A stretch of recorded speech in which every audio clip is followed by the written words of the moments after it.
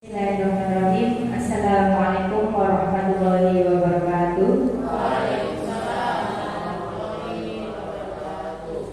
Alhamdulillah, alhamdulillahirabbil alamin. Assalatu wassalamu ala asrofil anbiya'i wal mursalin wa ala alihi wa sahbihi ajmain. Amma ba'd.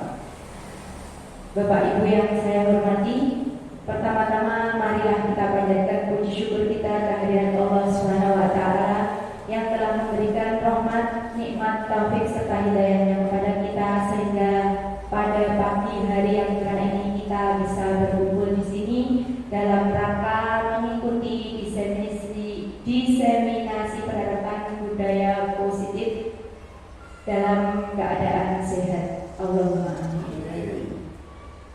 Yang kedua kalinya, sholawat serta salam semoga tetap terlimpahkan kepada junjungan kita Nabi besar Muhammad Sallallahu Alaihi Wasallam yang telah membawa kita semua menuju zaman tanah menderang seperti yang kita alami saat ini, dan semoga kita semua mendapatkan syafaatnya di yaumul qiyamah. Allahumma amin.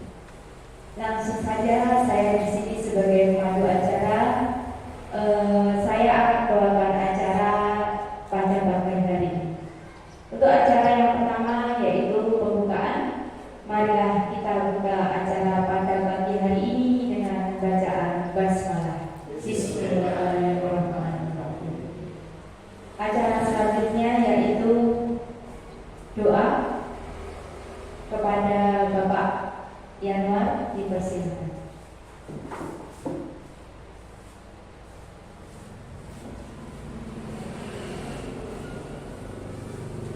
Bismillahirrahmanirrahim. Assalamualaikum warahmatullahi wabarakatuh. Al-Fatihah. A'udzu billahi minasyaitonir rajim. Bismillahirrahmanirrahim. Alhamdulillahirabbil alamin arrahmanirrahim maliki yaumiddin. Iyyaka na'budu wa iyyaka nasta'in ihdinas siratal mustaqim. Shiratal ladzina an'amta 'alaihim ghairil maghdubi 'alaihim waladdallin.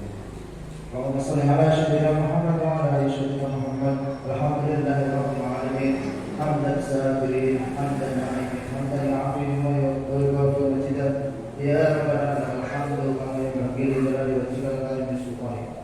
Allahumma shalli 'ala sayyidina Muhammad wa 'ala ali sayyidina Muhammad. Salatan tumsina biha min jami'il hajat wa tarfa'una bi darajatiha biha min jami'i sayyi'at. Allahumma rabbi yassir wa la tu'assir, hasbunallahu wa ni'mal wakeel, ni'mal mawla wa ni'mal nasir. Rabbi shrah li sadri wa yassir li amri wa hlul 'uqdatam min lisani yafqahu qawli. Rabbana atina fid dunya hasanah wa fil akhirati hasanah wa qina adzabannar. Allahumma inna nas'aluka salamatan fid din wa afiyatan fid jasadi wa ziyadatan fil ilmi wa barakatan fil rizqi wa tawbatan qabla al-maut wa rahmatan inda al-maut wa maghfiratan inda al-maut. Allahumma ahwina alaina fi sakaratil maut wa najatan minan nar wa ahfad inda al-hisab. Rabbana la tuzigh qulubana ba'da idh hadaytana wa hab lana min ladunka rahmah innaka antal wahhab. Rabbana atina fid dunya hasanah wa fil akhirati hasanah wa qina adzabannar. Subhana rabbika rabbil izzati amma yasifun wa salamun alal mursalin walhamdulillahi rabbil alamin. Ibarat doa al-Fatihah.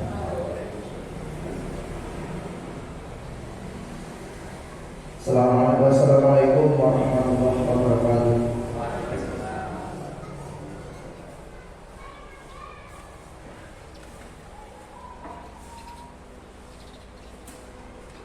Baiklah, untuk acara selanjutnya yaitu kita mengikuti diseminasi penerapan budaya positif yang akan dipaparkan oleh beliaunya Bapak Harmaji SPD SD. Kepada beliau disilakan.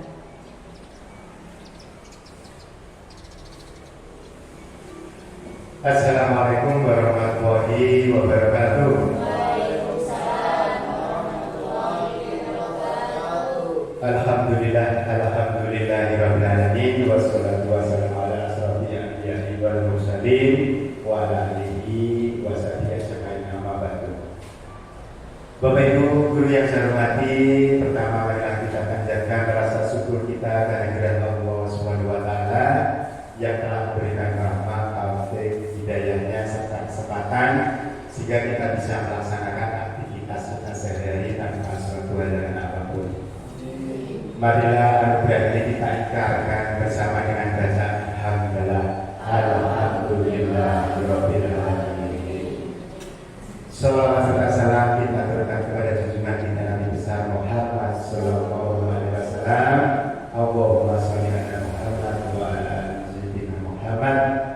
Dan semoga kita diberi kekuatan oleh Allah Subhanahu wa taala untuk menjalani segala perintah dan menjauhi segala larangannya, dan semoga di yaumul qiyamah nanti kita mendapat syafaatnya. Allahumma amin.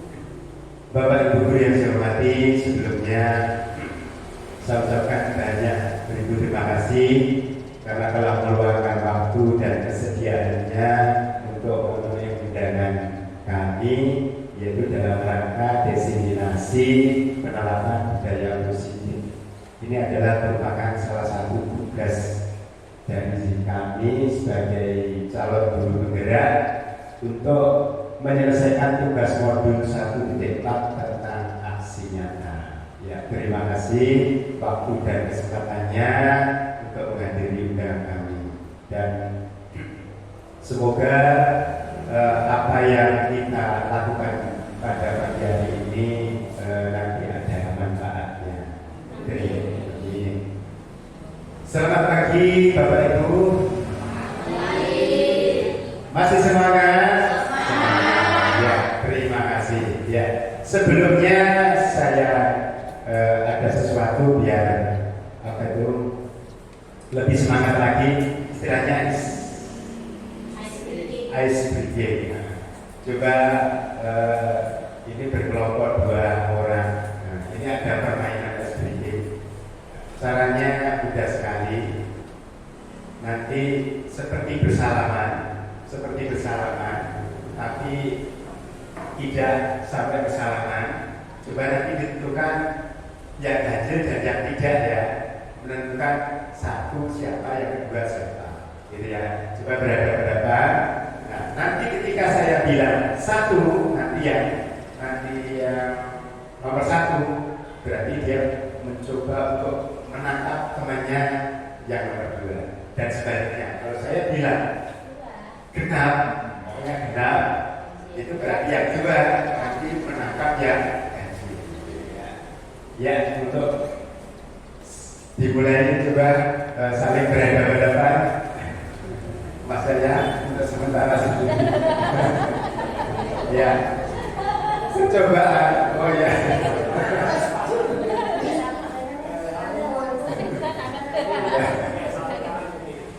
Terserah ditentukan. Ya, sebelah selatan berarti 1 ya.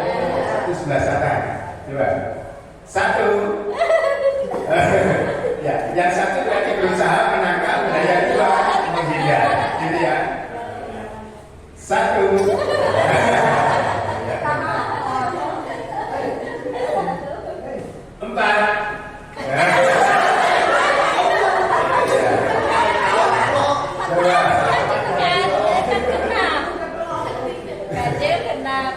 Tiga, ya. Ya dah, 1 kali lagi, coba. 2 tambah 1. Ya, ya 3. 4 tambah 4. Ya dah, terima kasih.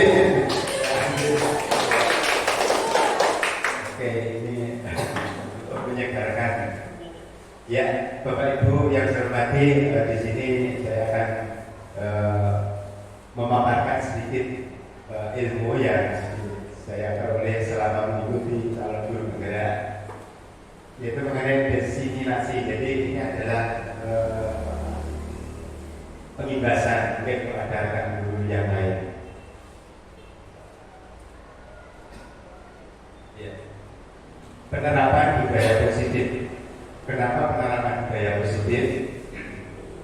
Ya, jadi mengapa kita mengambil pengaruh budaya positif? Nah, jadi kalau misalkan yang kita ketahui selama ini peraturan kelas, jadi kalau peraturan kelas itu lingkupnya lebih kecil, gitu ya. Jadi itu akan mempengaruhi lingkup yang lebih kecil, mungkin 1 kelas Kemudian di atasnya ada keyakinan kelas. Nah, diharapkan kalau yang kita pakai selama ini adalah peraturan kelas. Misalkan peraturan kelas biasanya dibuat oleh pihak sekolah atau pihak guru yang harus dilakukan oleh siswa.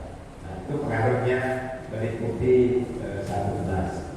Kemudian di atasnya adalah lingkungan positif. Nah, kalau suatu sekolah itu semuanya berpikir positif, mengajarkan nilai-nilai yang positif, nah itu akan mempengaruhi warga sekolah itu akan berbuat yang positif sehingga menghasilkan semangat yang positif.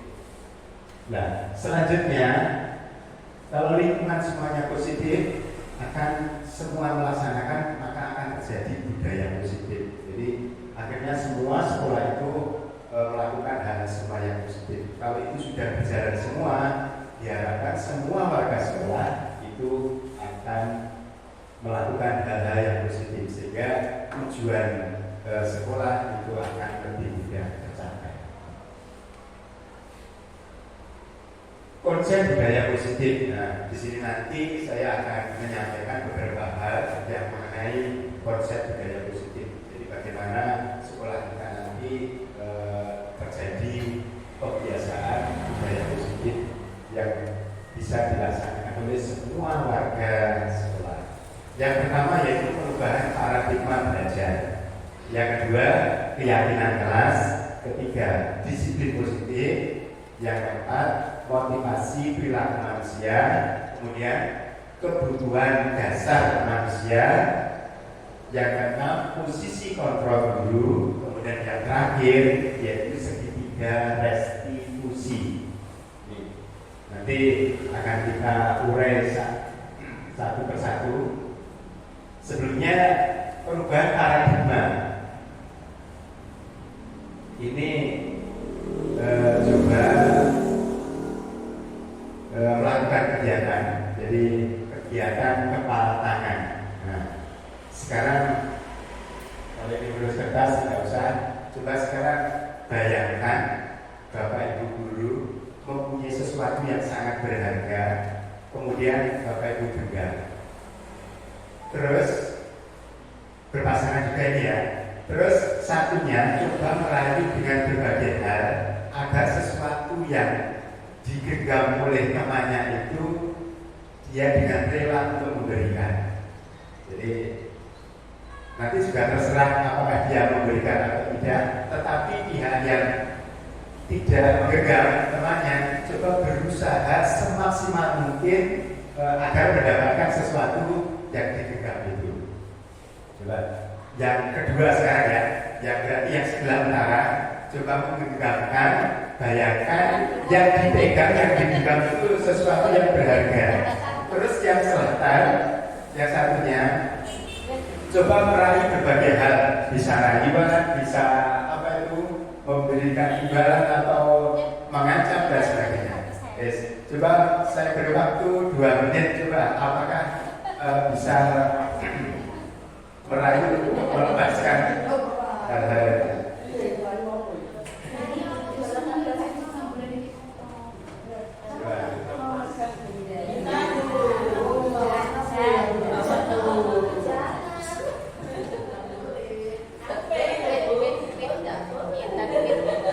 Bagaimana kira-kira?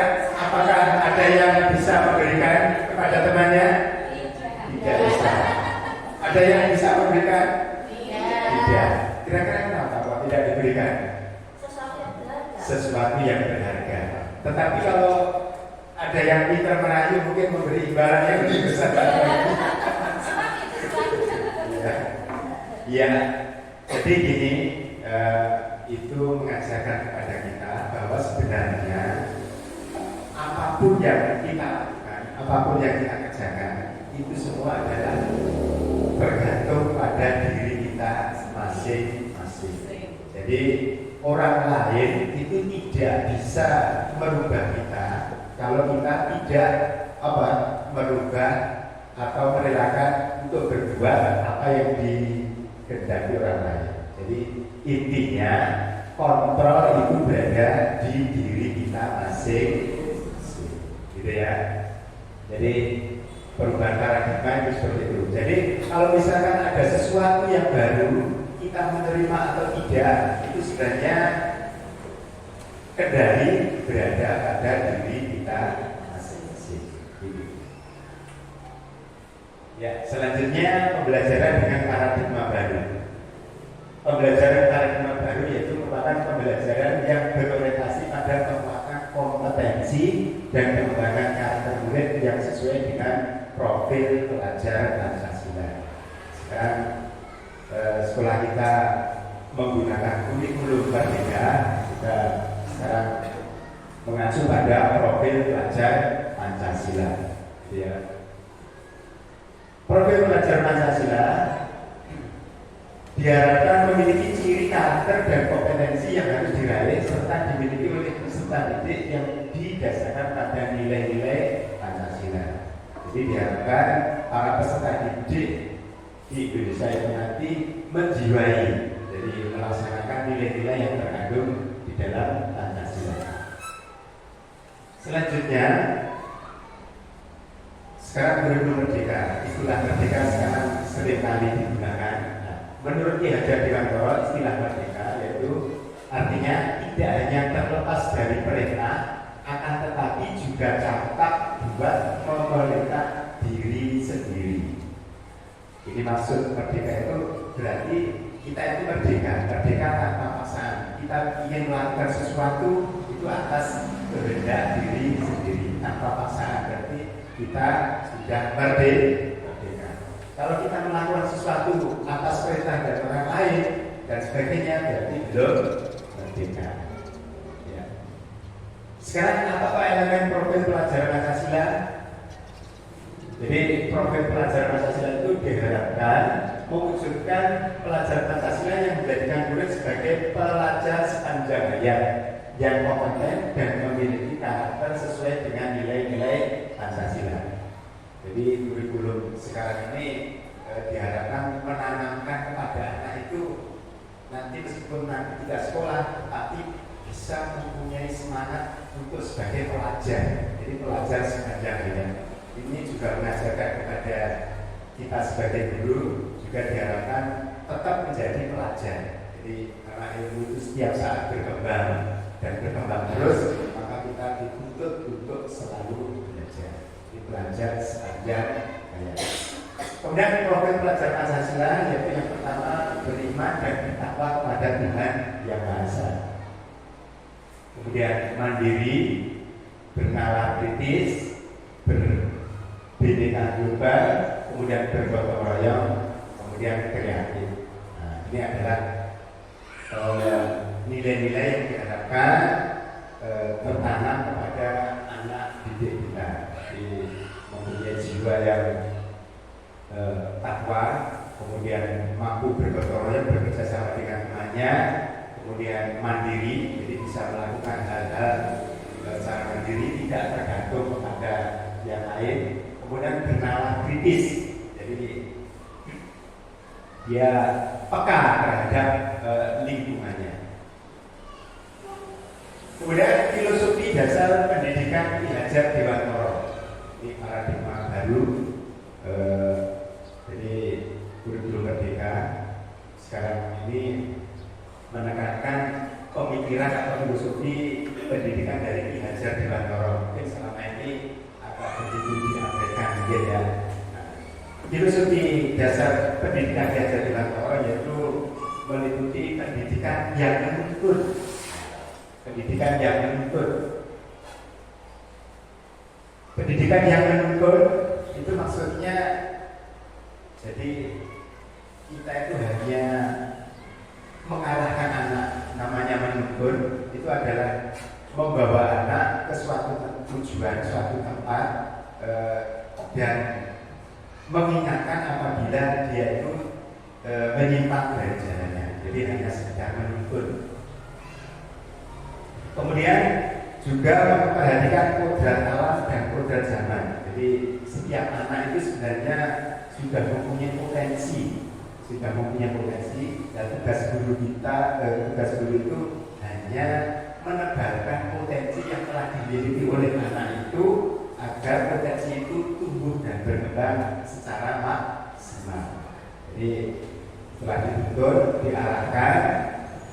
agar potensi yang dipunyai itu semakin berkembang sehingga muncul dan berguna untuk anak didik. Kemudian pendidikan juga mengajarkan budi pekerti. Jadi selain menyampaikan ilmu pengetahuan, kita itu juga harus menyampaikan budi pekerti, sopan santun yang ada di lingkungan yang berlaku di lingkungan sekitar. Karena apa? Agar anak itu tidak tercampur dari akar lingkungannya. Jadi tidak asing di negerinya sendiri. Jadi dia harus tahu lingkungannya, adab, sopan santun dan sebagainya, budi pekerti yang berlaku di lingkungannya. Selanjutnya, bermain sebagai kodrat anak.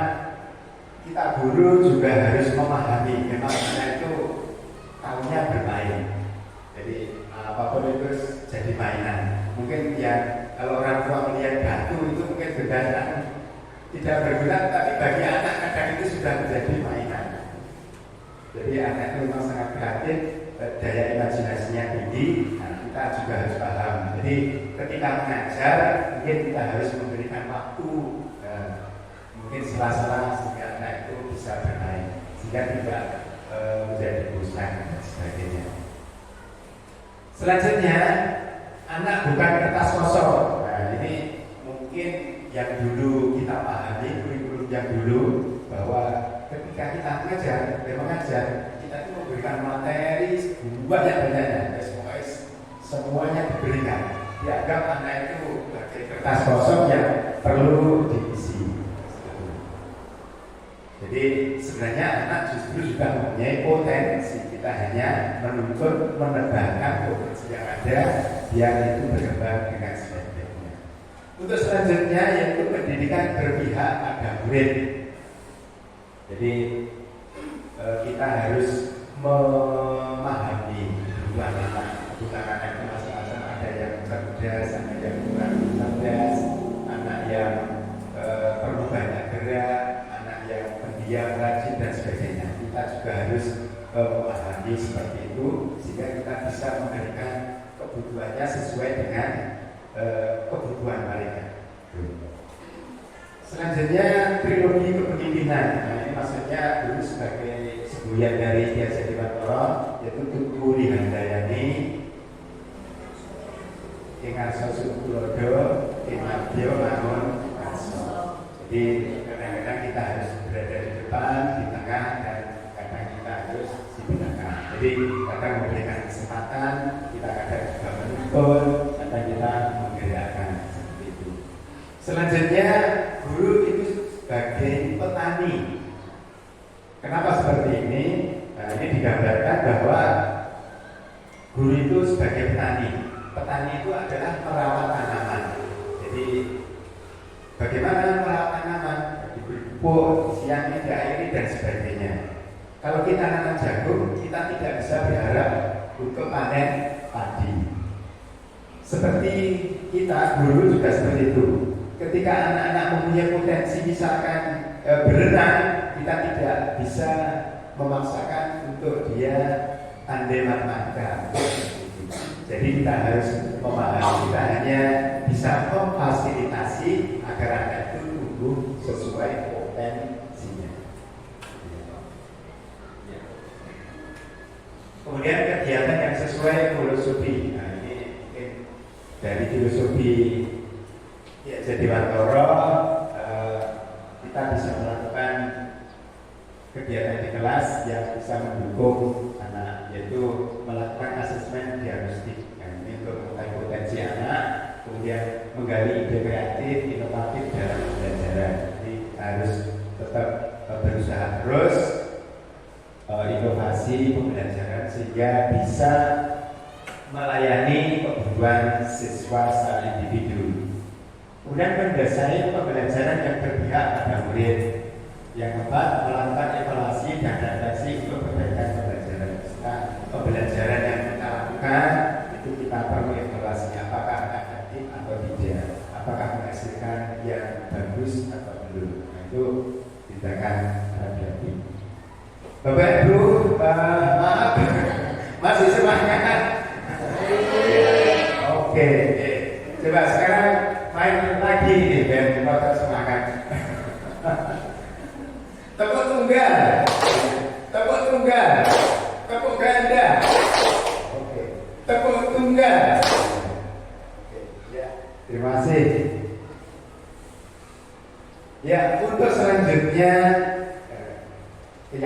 kelas.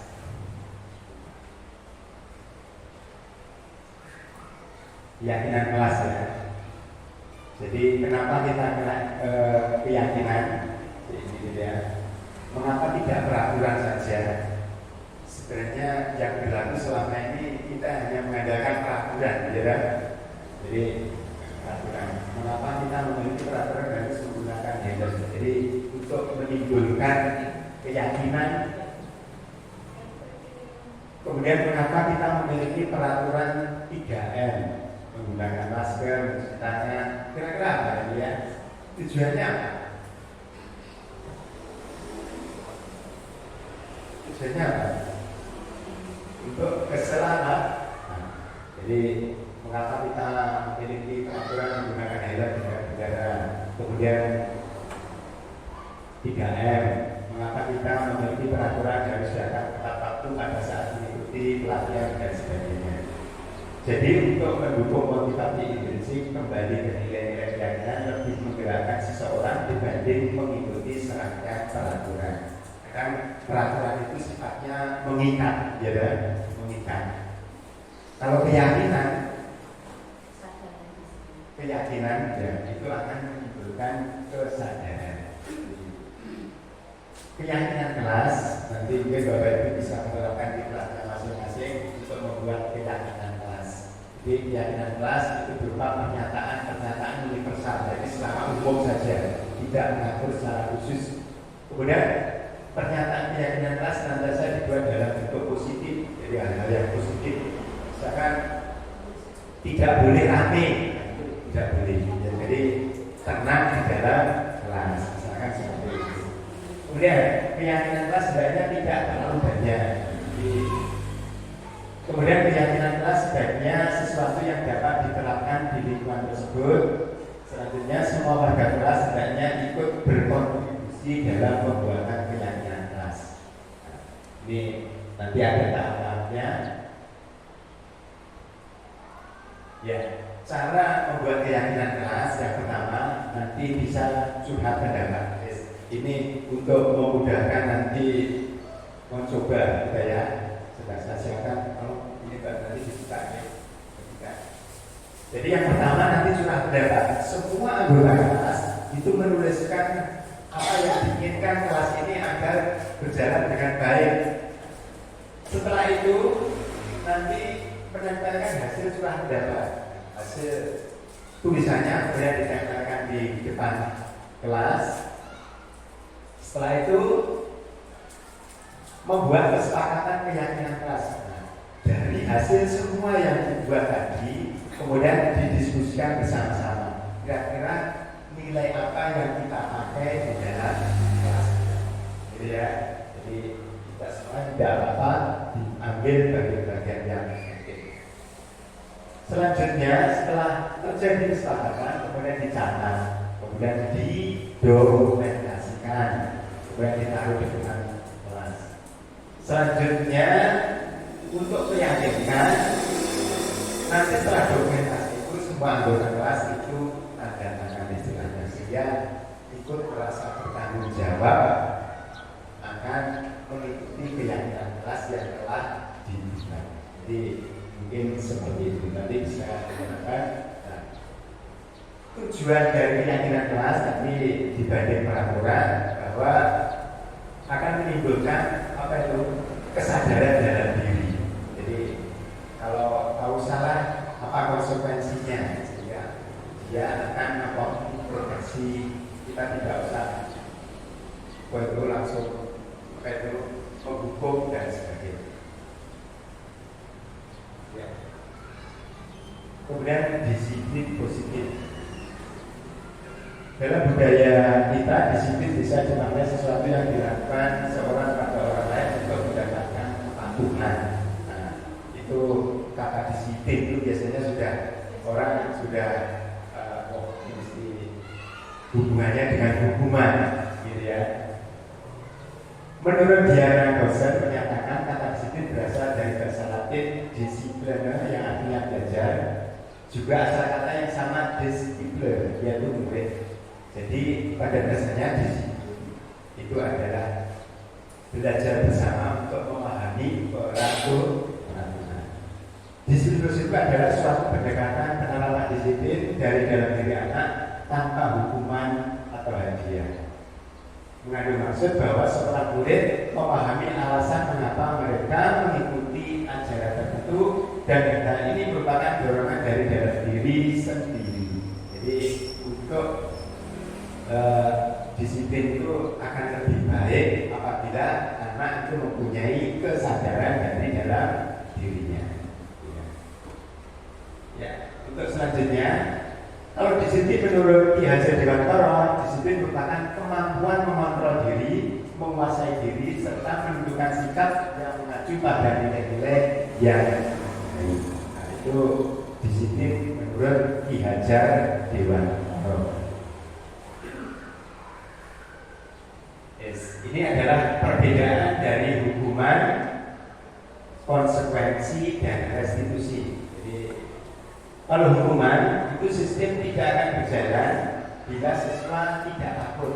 Nah, jadi kalau siswa kebal terus paling hukum ini berapa paling, nah itu nanti hukuman tidak berjalan dengan baik. Kemudian juga bisa memicu anak untuk menyembunyikan kesalahan. Peraturan itu juga memicu anak menyembunyikan kesalahan. Misalnya, siapa sih belum mengerjakan PR karena takut hukum, ya diam saja. Kemudian dibuat oleh guru biasanya untuk mengontrol anak. Nah, itu hukuman dan peraturan seperti itu. Kalau konsekuensi itu memerlukan monitoring yang terus-menerus. Jadi kita harus memantau anak, dia melanggar dan tidak melanggar. Kemudian mendorong kelakuan anak belajar taat peraturan. Jadi ini lebih bersahabat istilahnya. Kemudian dibuat oleh guru dan murid, jadi dua-duanya terlibat sehingga mungkin kesadarannya lebih tinggi. Yang terakhir restitusi. Restitusi itu murid belajar bertanggung jawab. Jadi kalau ini pendekatannya, kalau anak melakukan kesalahan, kita bisa bicara secara pribadi. Jadi kenapa dia melakukan kesalahan, alasannya apa, kemudian kira-kira kalau melakukan seperti itu keyakinan di kelas apa yang telah dilanggar. Kalau sudah sadar seperti itu, tinggal mengerahkan. Terus selanjutnya ke depan, kamu inginnya seperti apa? Nah itu nanti anak akan terungkap dunia. Saya ingin menjadi anak yang pintar dan sebagainya. Terus caranya bagaimana? Kalau anak sudah timbul seperti itu, timbul kesadaran seperti itu, nanti akan tertanam dan akan dilakukan dimanapun dia berada. Ya. Terus selanjutnya, coba ini dengan tebak, kira-kira kejadian seperti itu termasuk hukuman, konsekuensi atau restitusi ya. 1, 2, 3 itu ada beberapa masalah. Coba ditebak. Saya beri waktu 2 menit. Kira-kira yang ingin dijawab siapa? Monggo.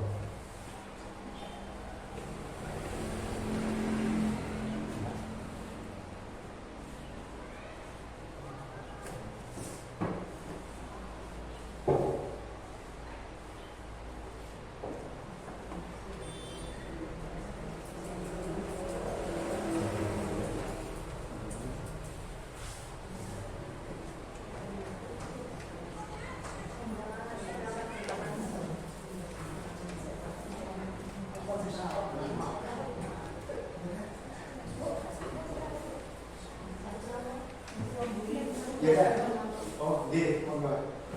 Ada yang menjawab monggo? Ya. Baik Bapak, saya ingin menjawab dari tindakan guru. Yang pertama, mencatat 50 kali di buku dengan kalimat saya tidak mengulangi lagi. Itu menurut saya itu hukuman. Dapat saya. Kemudian yang kedua, lari mengelilingi lapangan 5 kali karena terlambat itu juga hukuman. Yang ketiga, membersihkan coretan di bangku itu konsekuensi. Yang keempat, mengganti buku teman yang dicoret-coret itu konsekuensi. Itu Bapak. Oke, terima kasih. Ada yang lain?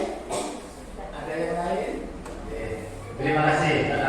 Coba kita lihat mencatat 50 kali di buku kalimat saya tidak mengulangi lagi. Ya, tadi termasuk hukuman.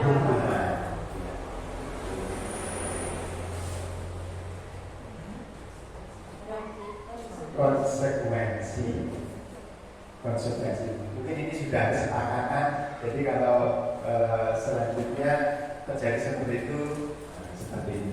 Ya.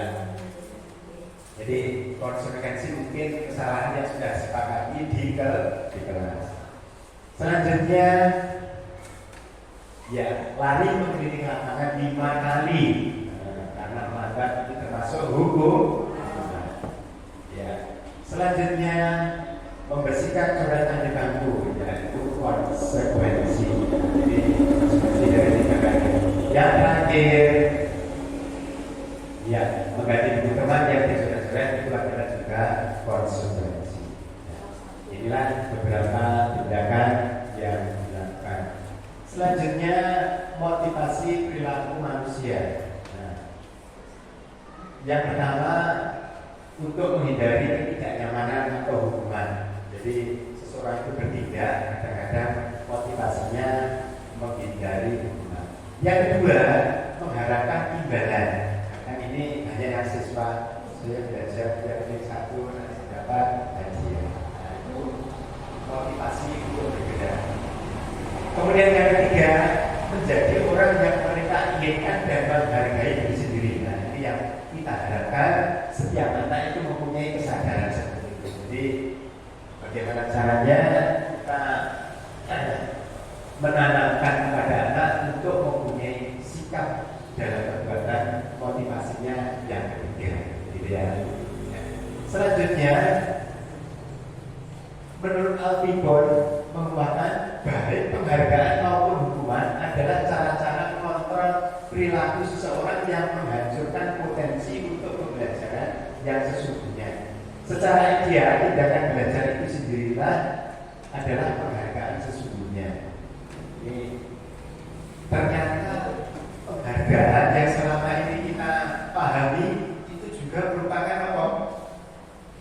Berakibat tidak begitu baik. Selanjutnya, dihukum oleh penghargaan. Saat berulang kali menjanjikan hadiah kepada anak-anak agar berperilaku bertanggung jawab atau mau mempelajari sesuatu, kita sedang berasumsi mereka tidak dapat melakukannya atau mereka tidak akan memilih untuk melakukannya. Mungkin ada yang ingin berpendapat tentang pernyataan ini. Nanti kalau mendapat juara saya beri hadiah ini, kalau mendapat ini saya buat ini. Kira-kira yang dipikirkan kita ketika kita menyampaikan itu, kita itu mengira anak itu nanti tidak mau melakukan. Dia mau melakukan, maka kita itu berkali-kali menawarkan apa? Hadiah. Jadi mungkin pemahamannya seperti itu. Jadi kita itu sudah mempunyai pemahaman. Aku paling ya itu makanya harus seperti itu. Jadi penghargaan itu juga bisa menghukum potensi. Mengenai penghargaan sekarang, penghargaan efektif jika kita menginginkan seseorang melakukan semua yang kita inginkan dalam jangka pendek. Nah, mungkin memang juga diperlukan, tetapi tidak boleh terlalu sering. Karena kalau terlalu sering akan mematikan motivasi. Karena motivasi nanti cuma itu. Sebenarnya dalam pendidikan belajar itulah yang diharapkan, bukan hadiah. Kemudian jika kita menggunakan penghargaan lagi dan lagi, maka akan membuat orang ketergantungan pada penghargaan dan kehilangan motivasi. Jadi, kemudian penghargaan untuk mereka yang tidak mendapatkan penghargaan. Nah, ini maksudnya misalkan dikumpulkan di kelas, juara 1 ini, juara 2 ini, juara 3 ini mendapat buku 5, misalkan 10, 5, 2. Nah, juara keempat, aduh, nilai jadi kurang karena kurang kok jadi boleh. Nah, ini jadi maksudnya agar juara keempat. Maksud ada saya itu berapa akhirnya? Seperti itu. Jadi memberikan penghargaan adalah hal yang setara karena keduanya mencoba mengendalikan. Jadi penghargaan tadi juga mengendalikan motivasinya akhirnya kurang tulus sebenarnya. Kemudian penghargaan merusak hubungan, menimbulkan sifat sinis bagi yang tidak mendapat. Nah, seperti ketika di kelas diumumkan, oh juara yang satu ini, si bola kuih ya. Akhirnya yang lain yang tidak mendapat itu kadang menimbulkan potensi yang sinis, tidak suka dan sebagainya. Oh lagi-lagi itu. Seperti itu. Ya. Ya. Sekarang kebutuhan dasar manusia. Kebutuhan dasar manusia itu penguasaan, kesenangan, kasih sayang, dan rasa diterima, kemudian kebebasan. Ini adalah kebutuhan dasar manusia. Yang pertama bertahan hidup. Jadi setiap manusia itu pasti berusaha untuk bertahan hidup. Dan fisiologi ini berhubungan dengan makan dan minum dan sebagainya. Setelah tahap itu tercapai, dia mendapatkan kesenangan. Jadi perlu tertawa, berteman dan sebagainya, bersenang-senang, healing dan sebagainya, seperti itu. Kemudian penguasaan ini lebih berhubungan dengan kemampuan untuk misalkan kalau matematika ya ada bimbingan dan sebagainya, menguasai dan sebagainya, ingin mencapai nilai yang baik dan sebagainya, seperti itu. Kemudian kebebasan itu memilih, misalkan makanan saya suka makan ini daripada itu, nah itu termasuk kebebasan. Di kelas juga seperti itu, mungkin saya lebih enak pelajaran olahraga, nah, mungkin itu termasuk kebebasan. Olahraga dibanding pelajaran ini, setiap anak itu pasti. Kemudian kasih sayang dan rasa diterima. Nah, setiap anak, siapapun itu pasti mempunyai keinginan dalam diakui dalam kelompoknya. Ini diakui. Bahkan itu kalau tidak diakui akan menimbulkan pertengkaran dan sebagainya. Merasa tidak dikucilkan dan sebagainya. Ya, ini bertahan hidup. Kemudian kebutuhan kasih sayang dan rasa diterima, itu berinteraksi secara sosial, berkontribusi pada kelompoknya. Kemudian penguasaan, mengejar egonya, ingin berprestasi dan sebagainya. Kemudian kebebasan, itu kemandirian, otonomi, memiliki pilihan dan sebagainya. Ingin baju merah atau baju putih dan sebagainya. Kemudian kesenangan, nah itu mencari kesenangan bisa bermain, bertawa dan maupun kegiatan yang lain. Selanjutnya kebutuhan manusia menurut Maslow, nah itu hampir sama, yaitu kebutuhan fisiologi. Jadi seseorang yang sudah cukup kebutuhan dasarnya itu akan mencari kebutuhan di tingkat selanjutnya, rasa aman. Kalau rasa aman sudah tercapai, akan mencari kepuasan kebutuhan selanjutnya, yaitu kasih sayang. Kemudian setelah itu tercukupi, maka dia akan mencari kemudian penghargaan dan selanjutnya. Tetapi apabila kebutuhan itu kebutuhan dasar belum terpenuhi, kok langsung mencari kebutuhan di atasnya, pada suatu saat nanti pasti akan kembali kebutuhan dasar. Sekarang contoh kasus, coba ini dijawab. Menurut Bapak Ibu ini termasuk kebutuhan apa? 1, 2, 3, dan 4. Ya, sudah monggo dijawab. Yang ingin menjawab, kami persilakan.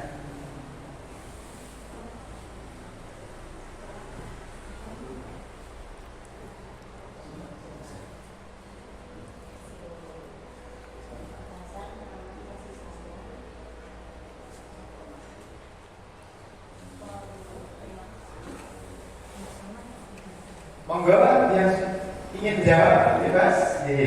Ya, terima kasih. Terima kasih Bapak.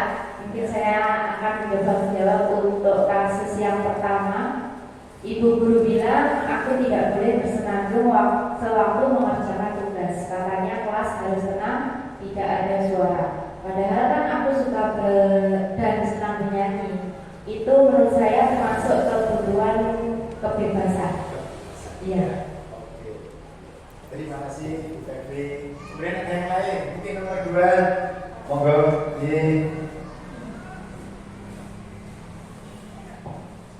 Untuk kasus yang kedua, ibu guru tidak punya waktu hari ini, padahal aku pakai jepit rambut baru. Kebutuhan kasih sayang. Kasih sayang. Ya, terima kasih. Monggo yang lain. Mas Yana, monggo. Lupa. Monggo. Bebas sama. Saya monggo.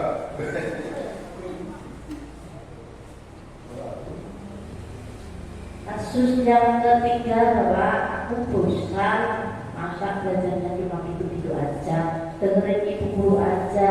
Ini kebutuhan dasar kebebasan untuk mendapatkan pendidikan sesuai keinginan anak Bapak. Terima kasih. Yang terakhir, Sofi, monggo. Monggo Bu Rati, monggo. Terserah. Monggo.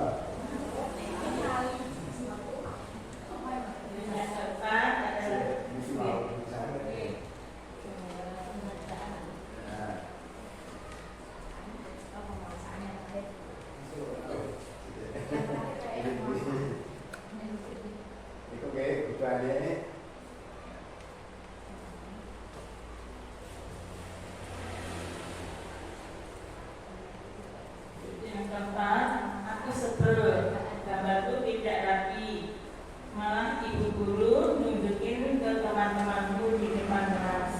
Ini adalah kebutuhan penghargaan. Oke. Terima kasih ya jawabnya. Monggo kita lihat untuk yang pertama. Ya. Jadi yang pertama adalah kebutuhan kebebasan. Jadi ketika bernyanyi, ya itu kan bebas, ingin senang-senang bebas, banyak bebas berekspresi. Kemudian yang kedua, guru tidak menyapaku, ya kasih sayang atau rasa diterima. Kemudian aku bosan, masa belajar cuma gitu. Nah, ini termasuk kebebasan. Yang keempat, aku sebel bahwa aku tidak rapi, malah ibu guru menunjukkan ke teman-temanku. Nah, ini penguasaan atau harga diri kita. Jadi semakin kalau mungkin juara 1 diberitahu, itu mungkin senang.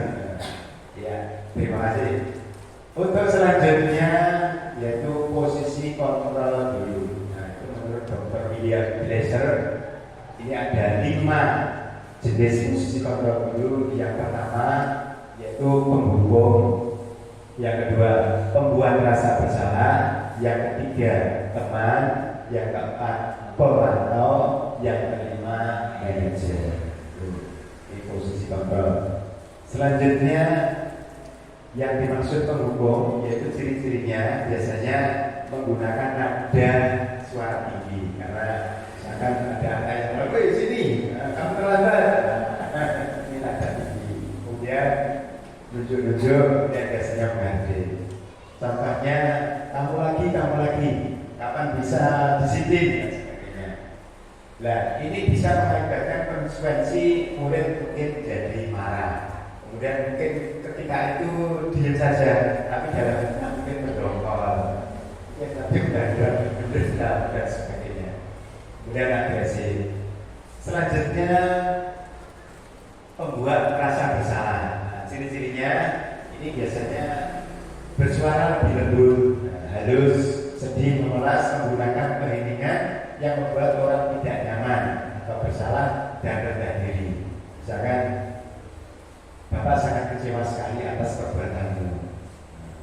Misalkan, meskipun ini kalimatnya halus, tapi kadang anak merasa bersalah. Saya sangat kecewa dengan Nah, konsekuensinya itu nanti murid merasa tidak berharga. Penilaian diri yang buruk, merasa mengecewakan orang lain, tertekan dan bisa menyakiti diri sendiri. Nah, ini yang sekarang lagi viral. Nah, ini mungkin banyak guru menerapkan seperti itu. Banyak SMP ini sudah di Magetan itu 850 berapa yang mulai kasus apa itu setbang. Ini rata-rata anak perempuan, mungkin sering membuat bersalah. Yang kedua, dari keterangan yang disampaikan setelah ditelusuri itu anak itu sering dibanding-bandingkan. Misalkan, kamu dulu kakakku di sini pintar sekali, kamu kok seperti itu. Ya, gurunya sering menyampaikan seperti itu. Jadi membanding-bandingkan tidak boleh. Jadi tidak boleh membanding-bandingkan. Siapapun yang dibanding-bandingkan mesti kecewa. Iya, si marah. Jadi tolong ini dihindari. Kalau yang kuat, anaknya mentalnya kuat mungkin tidak berpengaruh. Takutnya yang bertekan ini akhirnya pelampiasnya adalah menyakiti diri sendiri. Selanjutnya teman. Ciri-cirinya ini tidak menyakiti, ramah, akrab, suka bercanda. Dampak positifnya terjalin hubungan yang baik. Tapi dampak negatifnya anak menjadi tergantung pada guru tertentu, tidak berusaha, dan suatu saat nanti kalau tidak dilayani keinginannya menjadi kecewa. Kemudian menimbulkan kekecewaan itu. Contoh, nah gimana sih kamu kemarin sudah berjanji kok diulangi lagi? Ya sudah, tidak apa, nanti saya bantu. Jadi sering berkompromi, jadi membantu anak itu bagus, ada bagian tertentu, tapi jangka panjangnya kalau tidak dituruti itu nanti menjadi kecewa. Jadi kita sebagai guru juga harus bisa membatasi mana yang boleh dan mana yang tidak, atau sehingga anak itu tidak menimbulkan ketergantungan kepada kita, sehingga porsinya itu pas gitu ya. Anak juga tidak benci kita, yang kita tapi juga tahu batasnya. Selanjutnya pemantau. Ciri-cirinya adanya suara datar, emosi tidak berlebihan, bahasa tubuhnya formal, mengandalkan stiker, daftar cek, catatan, penghitungan sebagai bukti atas perilaku. Nah ini juga lebih mendekat. Jadi memantau saja. Misalkan ada anak yang salah, nah ini tunjukkan. Kemarin sudah berjanji, sudah salah 2 kali. Nah, apa nanti konsekuensinya? Dimantau. Jadi menunjukkan data-data yang pernah dilakukan. Contoh, adik apa kamu jam berapa kita mulai? Ya Pak, apa konsekuensinya? Jadi sebenarnya anak sudah mulai sadar perbuatan dan tanggung jawabnya. Konsekuensinya, murid memahami konsekuensi yang harus dilakukan atas pelanggarannya. Ini pemantau. Selanjutnya yang diharapkan adalah sebagai manajer. Ciri-cirinya adanya suara tulus, bahasa tubuh tidak kaku, mendekat pada murid. Contoh dialog, menanyakan alasan kesalahan. Jadi kita menggali kenapa kok dia melakukan kesalahan itu, kenapa. Kemudian yang dilanggar berarti keyakinan apa yang harus dilakukan untuk mengatasinya. Kalau sudah tahu melanggar keyakinan itu, kira-kira apa yang harus kamu lakukan. Kalau saat marah, jika kamu lakukan marah, misalkan memukul-mukul bangku, misalkan ditanyakan, apakah benar kalau marah seperti itu? Apakah tidak ada cara yang lain yang dikompromikan? Kemudian apa bersedia memperbaiki? Jadi setelah tahu kesalahannya, ke depannya apakah mau memperbaiki? Kemudian kira-kira menanyakan tindakan apa yang akan diganti. Itu manajer. Ini mendekat ke penyelesaian restitusi. Konsekuensinya murid mengambil tanggung jawabnya sendiri untuk menyelesaikan masalahnya berdasar nilai-nilai baik yang telah diyakini. Jadi nilai-nilai yang setelah disepakati seperti keyakinan kelas. Nah, ini 5 posisi kontrol. Kurang jelas ya misalnya. Jadi kalau misalkan ada kejadian mengkritik, guru berkata kalau kamu tidak melakukan awas ya, ini tipe bom misalkan.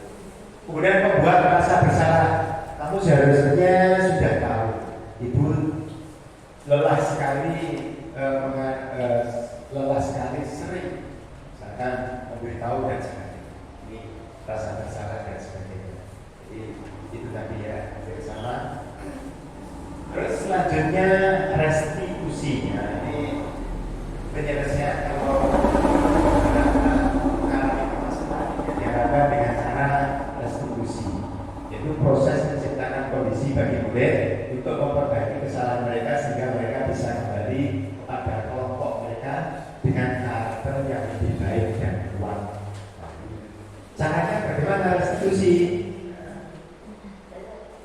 Ciri-ciri restitusi ini ya, memperbaiki hubungan, tawaran, bukan paksaan, menuntut untuk melihat ke dalam dirinya, kemudian menguatkan fokus pada solusi. Jadi ketika melakukan kesalahan, kita hanya fokus pada titik kesalahan, tidak membahas yang lain, sehingga tidak menimbulkan persepsi yang lain. Nah, ini penyelesaian segitiga restitusi. Yang pertama yaitu menstabilkan identitas. Jadi kalau misalkan anak melakukan pelanggaran, misalkan bertengkar dalam kelas, kita bisa panggil anak itu, kemudian kita tanyai secara pribadi. Caranya menstabilkan identitas. Jadi konsepnya, jika anak berbuat salah, berarti ada kebutuhan dasar mereka yang belum terpenuhi. Misalkan ada anak ketika bawa bekal itu mengambil bekal temannya, misalkan. Ternyata setelah ditelusuri mungkin anak itu bekalnya kodoan, apa saja. Mungkin dia itu ingin mencari menu yang lain. Berarti dia melakukan itu karena kebutuhan dasarnya belum terpenuhi. Itu misalkan kebebasan, ingin rasanya ya lah, atau mungkin seperti itu. Atau mungkin karena itu dia ingin perhatian bapak ibu gurunya yang dipanggil dan dijawab omongan dasar. Mungkin seperti itu juga, mungkin saja. Terus langkah selanjutnya merubah orang yang gagal karena melakukan kesalahan menjadi orang yang sukses. Jadi kita tanya tadi ya, jadi ditanyai setelah alasannya tadi. Kemudian meyakinkan mereka untuk tenang. Jadi biar tenang, tidak emosional. Karena kalau emosional itu tidak bisa berpikir secara jernih. Ya. Kalimat yang bisa kita sampaikan kepada anak untuk menstabilkan identitas, yaitu misalkan saya juga pernah melakukan kesalahan seperti itu. Tidak apa-apa melakukan seperti itu. Aku ini juga pernah. Biar apa? Biar klop gitu ya, biar dekat, ya senasib ibaratnya, sehingga mampu mengungkapkan isi hatinya. Terus selanjutnya setelah stabil sudah mengakui kesalahannya dan sebagainya, tindakannya, kemudian memvalidasi tindakan yang salah. Konsepnya menurut Aristotle semua tindakan manusia yang baik maupun buruk pasti mempunyai tujuan. Jadi tujuannya itu tadi. Langkah-langkahnya kita memahami budaya dasar yang mendasari tindakan anak berbuat kesalahan. Kita itu sadar kemudian itu sebagai manusia wajar.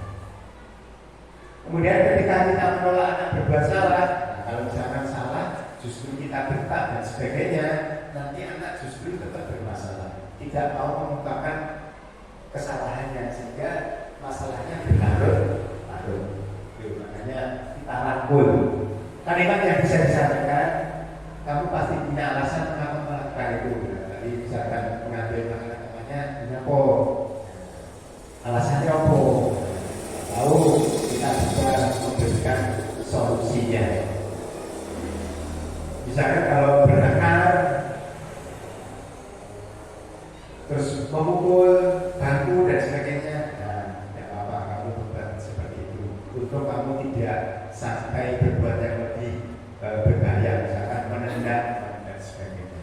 sehingga anak itu merasa apa itu senasib, jadi ego, jadi merasa aman untuk mengungkapkan isi hatinya. Yang terakhir menanyakan keyakinan. Ya setelah clear sama-sama kedudukannya, itu kita bisa menghubungkan nilai-nilai yang ini dengan kesalahannya itu. Kemudian menanyakan anak tentang kehidupan ke depan yang diinginkan. Jadi setelah ini kamu ke depannya pengennya seperti apa? Itu nanti anak kan bisa bercerita. Nah, kalimat yang diucapkan, apa nilai yang kita sepakati? Ya, dan tadi apa? Misalkan saling menghargai dan sebagainya. Kamu ingin menjadi orang seperti apa? Ke depannya, kamu ingin menjadi siswa seperti apa kalau cita-cita ke depan? Nanti pasti anak itu bercerita. Ya, mungkin itu. Jadi restitusi ada 3 tahap seperti itu.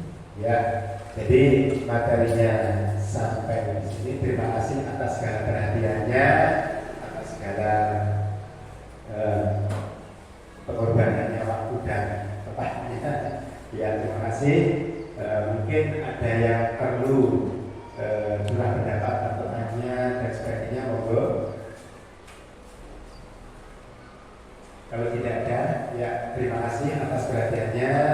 Demikian desiminasi penerapan budaya muslim di sekolah. Semoga ada manfaatnya. Mohon maaf kurang lebihnya. Akhir kata, wabillahi taufiq wal hidayah. Wassalamualaikum warahmatullahi wabarakatuh.